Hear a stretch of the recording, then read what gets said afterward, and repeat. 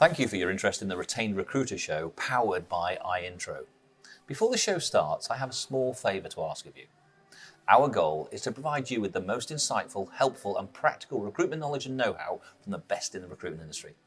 If you like this channel and enjoy watching our content, hit the subscribe button to get notified as soon as we upload a new episode. Thank you again, and as ever, we're rooting for your success. Now, time for the show.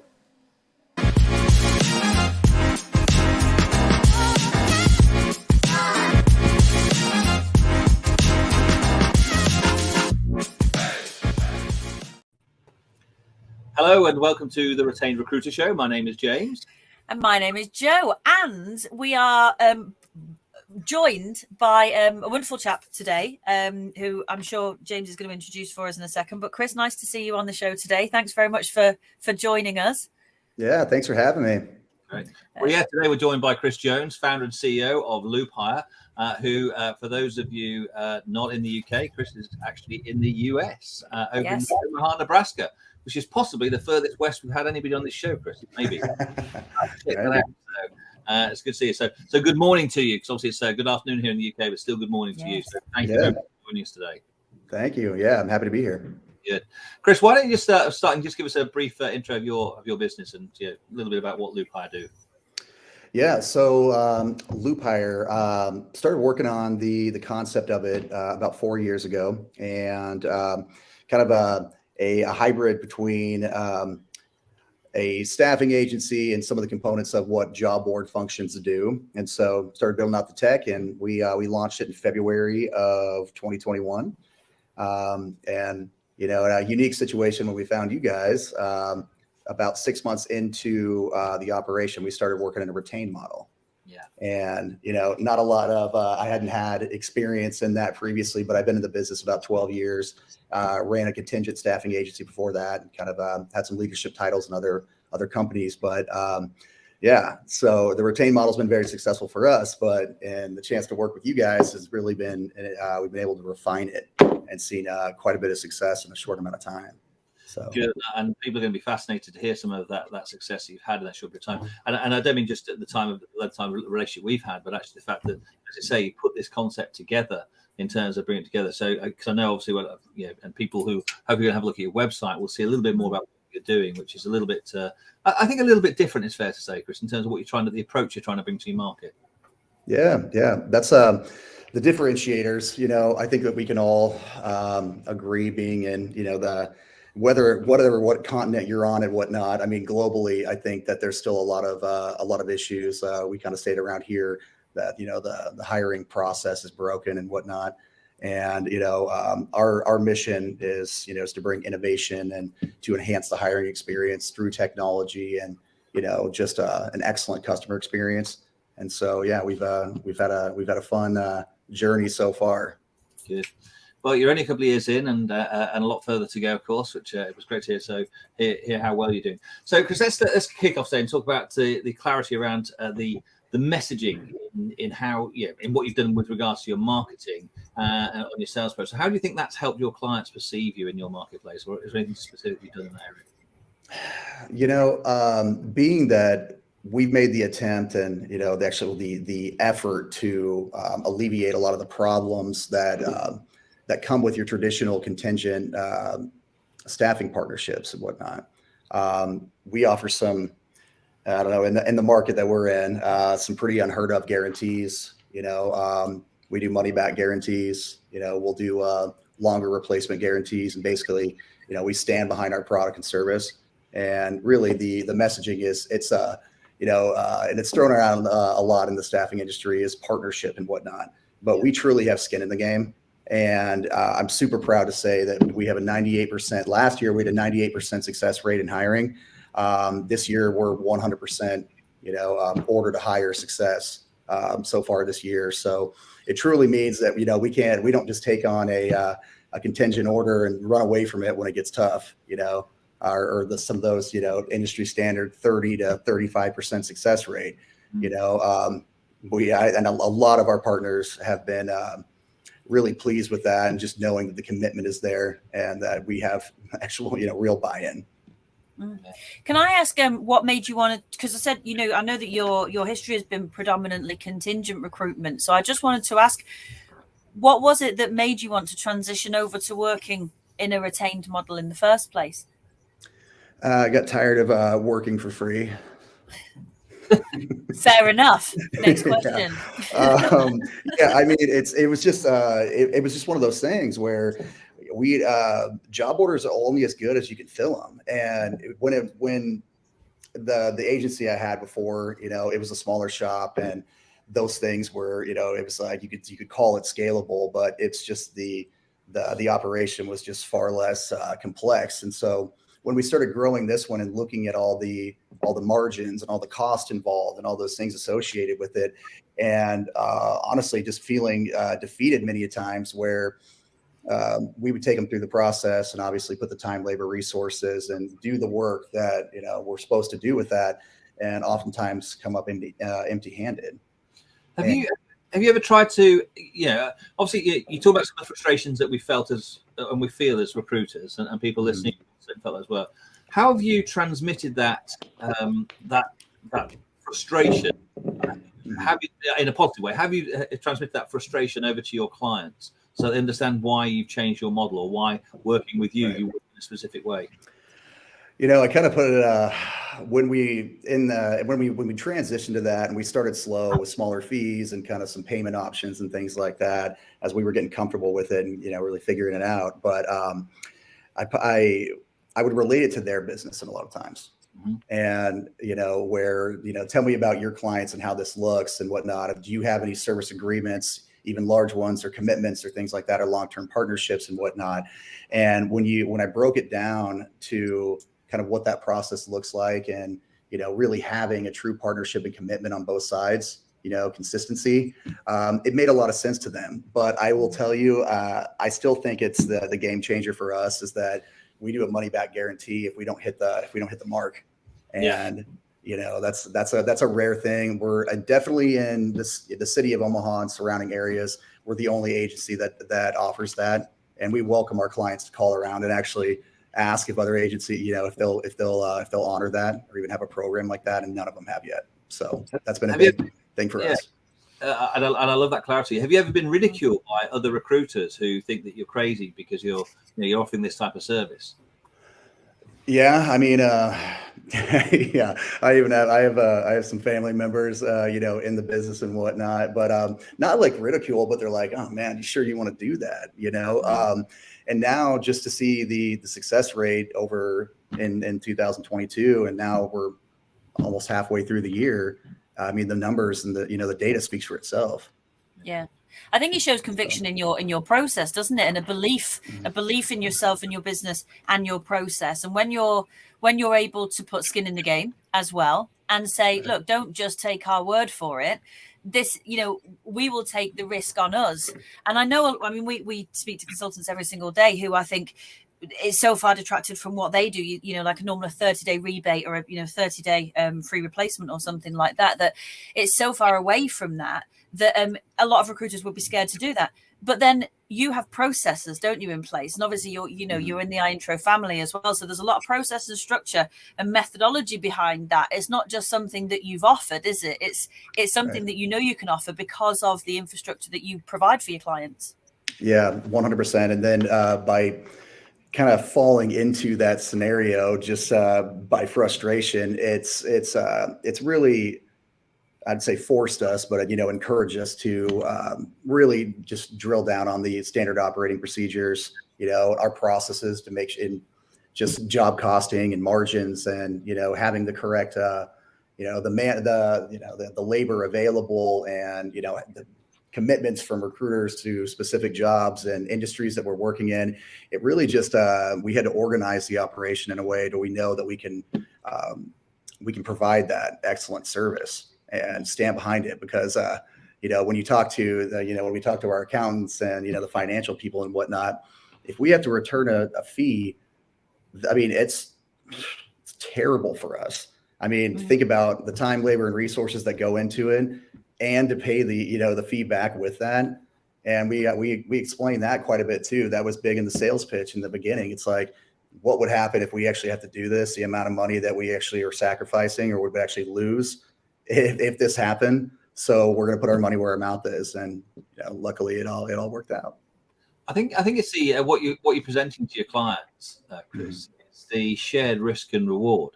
Okay, right. The retain model is obviously we charge money up front, which is obviously a way to do it. But actually, it's saying like, I'm putting my money where my mouth is. I'm putting my neck on the block here with regards to making sure that if things don't work out the way that we both expect, then it's going to impact on me. And I think that level of commitment, when you share that with your clients, it gets their buy-in because they think, well, as long as there's no funny business with regard to the contract, if it's pretty difficult, if we don't do this by then, you'll get the money back. Now, we want to give our money back, but it gives that amount it gives confidence, doesn't it, to the client in terms of purchasing with you?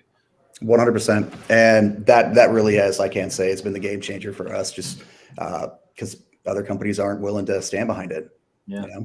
I think, and the second one is, so the money back is obviously a very strong one, but then obviously you again, one of the differentiators you talked about in that clarity of messaging you've got is the fact that you also offer extended replacement guarantees, which again is something that we've heard a lot from recruiters who don't do it, who just think it's a crazy thing to do.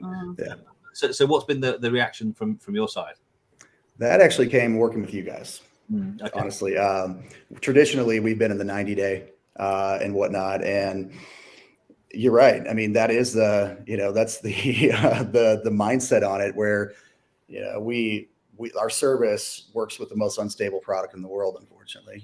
As people, and it's we can't control what is going to happen or after they're placed, how they're going to be treated, or there's just a lot of layers and variables that come to that.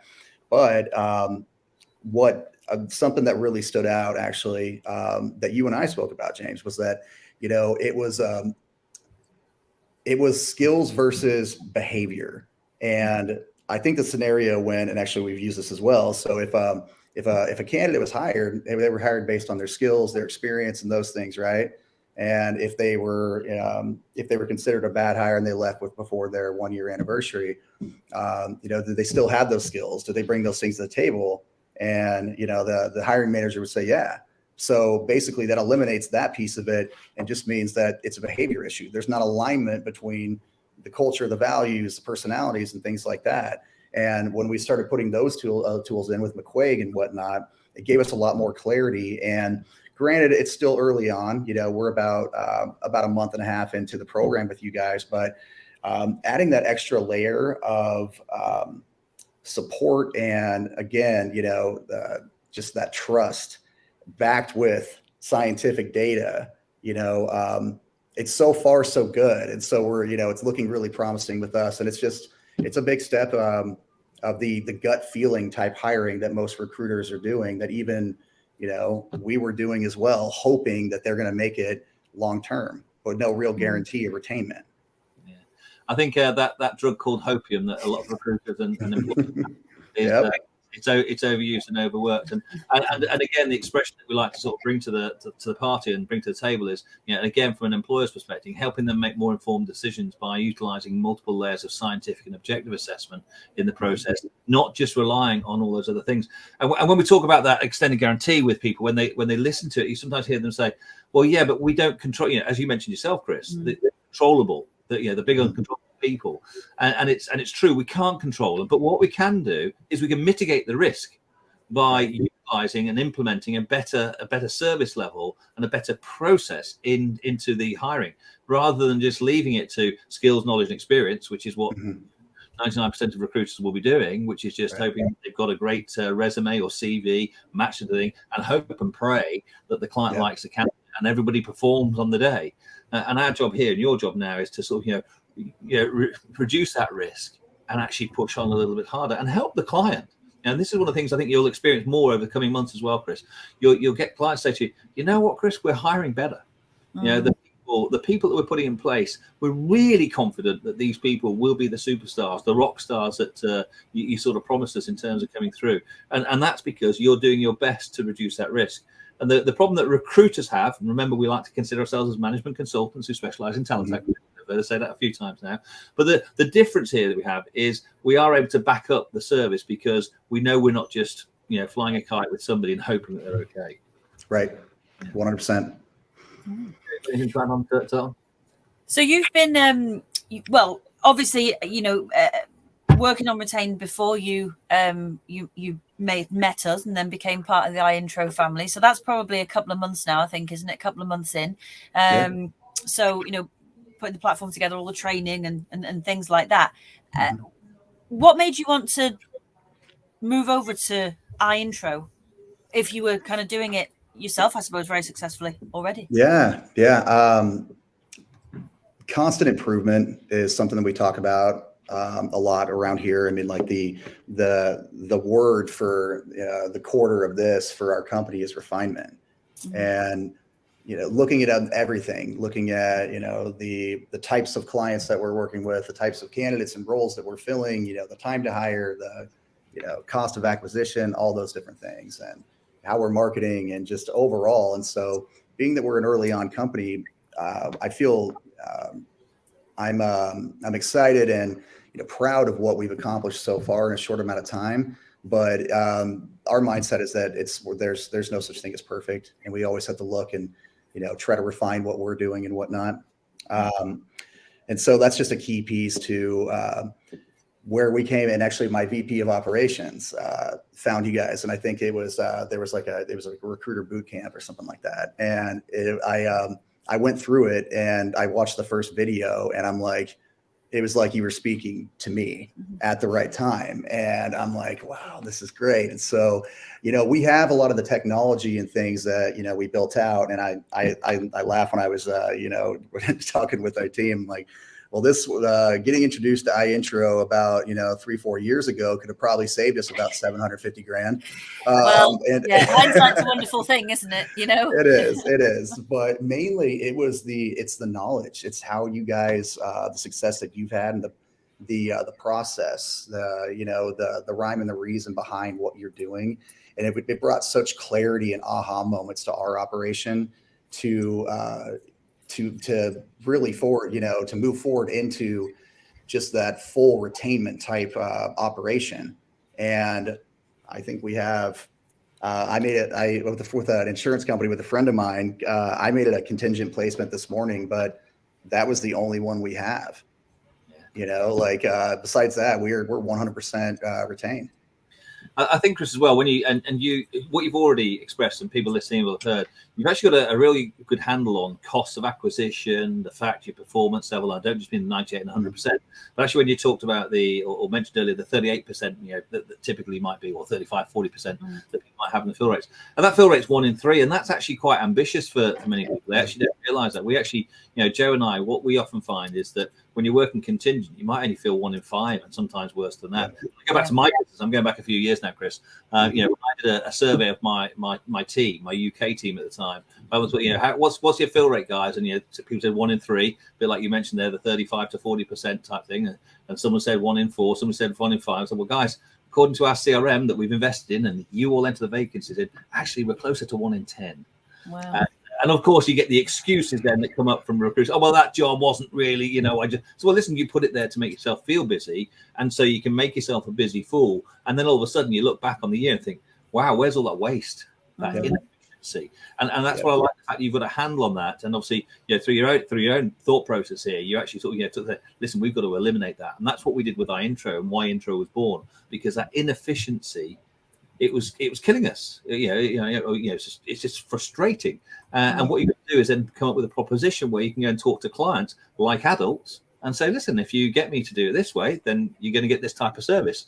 If you just want throwing resumes over the fence, then I'm just going to be like everybody else. I'll win a few, lose a few, and not really care. But it's not a great business model to be in. It's why people like yourselves make the jump. So I don't just mean to come to our intro, but make that decision to say, I want to run my business better. I want to be seen as the premium in my city, in my town, in my state. In your case, I want to sort of have that difference. I think it's a great thing that you've done there with your business, and so please do keep up that work.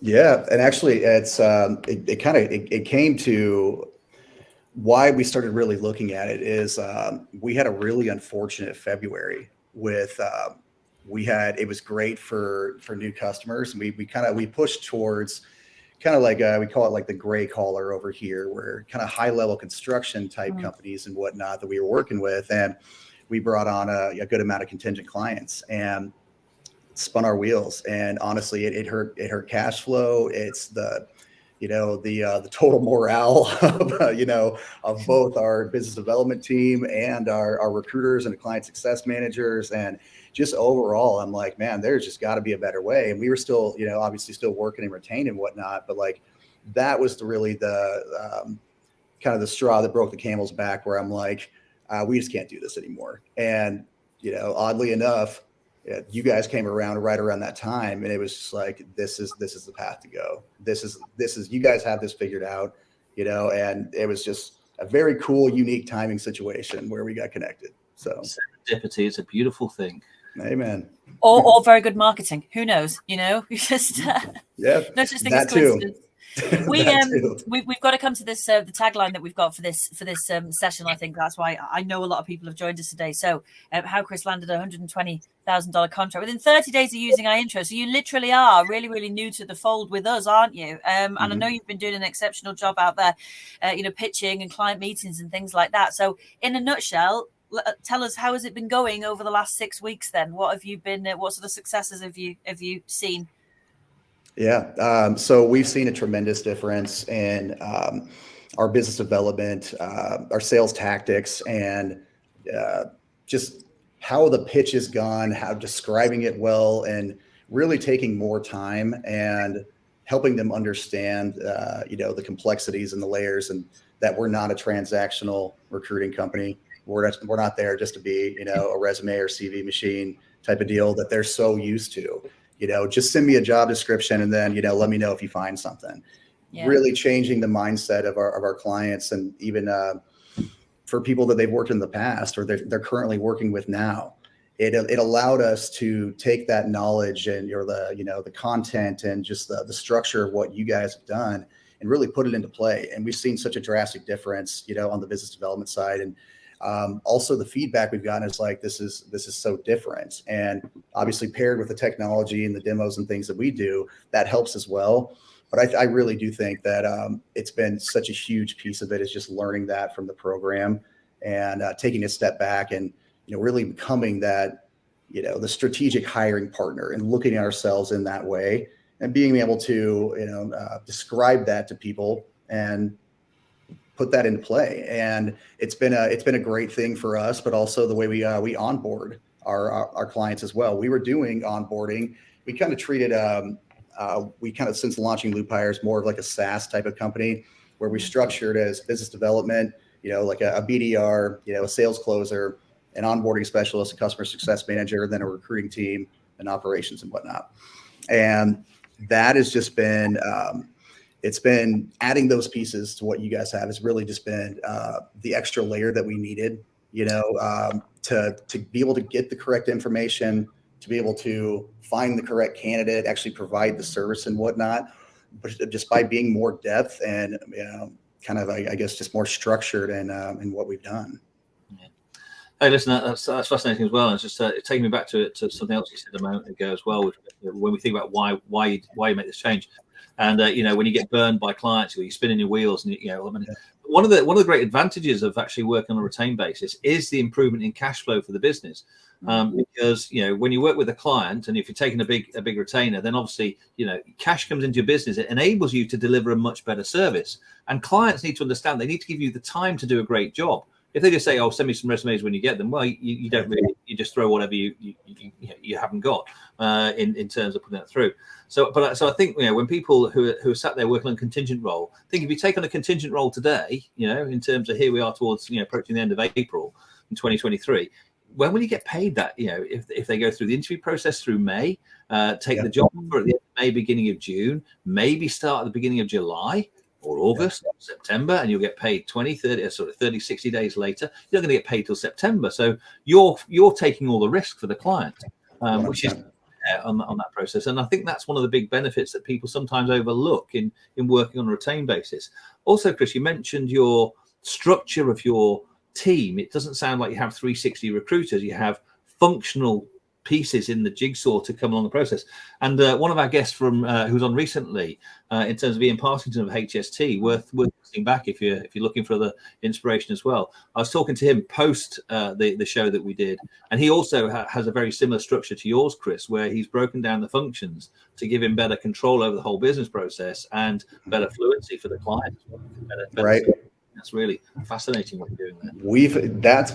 That was a big thing, and one of the the ways that we operate differently. I was exposed to when I got my start in recruiting to one of a franchise labor and administrative staffing company called Express, and kind of how they did on the corporate side. Went through Express University, and also worked with a boutique agency that was super successful. That still is super successful here in town.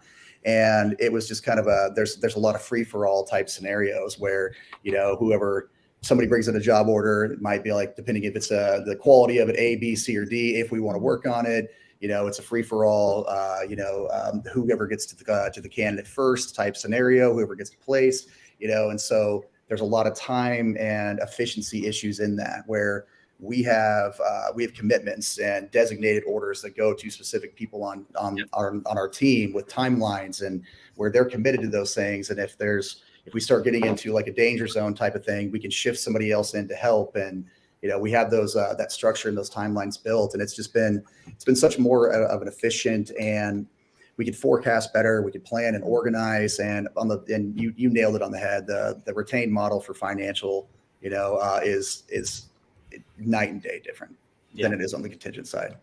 Absolutely. So what else is happening in your world, Chris? What's next for you?